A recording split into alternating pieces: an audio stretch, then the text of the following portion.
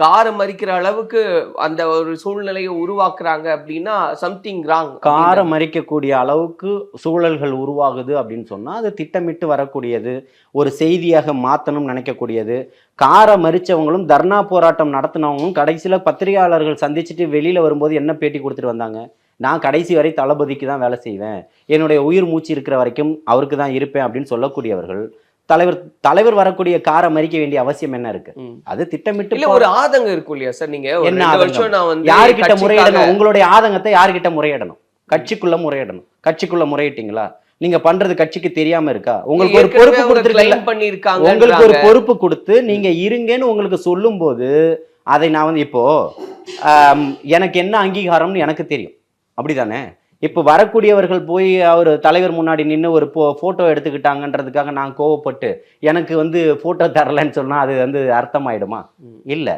என்ன தலைவர் அவர்கள் பார்க்கக்கூடிய இடமெல்லாம் பார்க்குறாரு, பேசுகிறாரு. இதுதான் மிகப்பெரிய அங்கீகாரம். பொதுச் செயலாளர் அவர்கள் நாள்தோறும் நான் போகிறேன், சந்திக்கிறேன், பேசுகிறேன், நேற்று வரைக்கும் போகிறேன், வீட்டுக்கு போகிறேன், சந்திக்கிறேன், பேசுகிறேன், அதுக்கு முந்தின நாள் போகிறேன், அதுக்கு முந்தின நாள் போகிறேன், தொடர்ச்சியாக இப்போ ஒரு வாரமாக போய்கிட்டு தான் இருக்கிறேன். இன்னைக்கு தான் போகலை. அப்போ போகும்போதெல்லாம் நீங்கள் எந்த இடத்துல, அதாவது கல்வி விருது விழா நடக்குதா, அவங்களுக்கு அவங்க கூட வரவங்களுக்கு அனுமதி கொடுக்கப்படுது. அவங்க நிராகரிக்கக்கூடியவர்களாக இருந்தால் பொதுக்குழு ஒன்று நடக்குது, எப்படி வரக்கூடிய எல்லாத்துலேயுமே அவங்க அங்கீகரிக்கப்படுறாங்க, உள்ள வரப்படுறாங்க. அப்போ எந்த இடத்துல நீங்க நிராகரிக்கப்பட்டீங்க தலைமையால், அதை சொல்லுங்கன்னு கேட்குறேன். இல்ல இப்ப சமூக ரீதியாலாம் பாக்குறாங்க, அவங்க வந்து மீனவ இதை சேர்ந்ததுனால வந்து அவங்கள புறக்கணிக்கிறாங்க. ஸோ கம்பேரிட்டிவ்லி அந்த களத்துல வந்து அதிகபட்சமாக வேலை செய்யாதவங்களுக்கு முக்கியத்துவம் கொடுக்கப்படுது.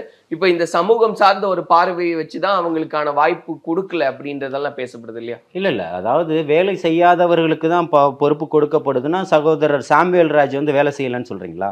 கம்பேரிட்டிவ்லி அவங்க அதான் நான் என்ன சொல்றேன், நீங்க கம்பேர் பண்ணலாம், அவங்க கம்பேர் பண்ணலாம். அவரு அந்த சமுதாயத்தை சேர்ந்தவர்களுக்கு கொடுக்கப்படலைன்னா அப்போ சகோதரி மரியா யாரு, பிரதீபா யாரு, இன்னொரு சகோதரி இருக்காங்க அவங்க யாரு, அண்ணன் கோல்டன் இருக்கிறாரு அவர் யாரு, எல்லாமே அந்த சமூகத்தை சார்ந்தவர்கள்.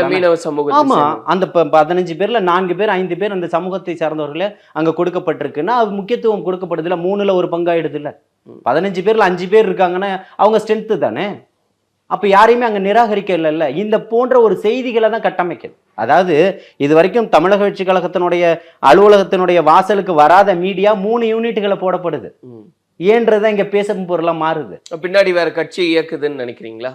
இருக்கலாம். நீங்க வராதவர் வந்திருக்கிறாருன்னா எனக்கு அந்த சந்தேகம் வரும் இல்லையா? புரியுதுங்களா?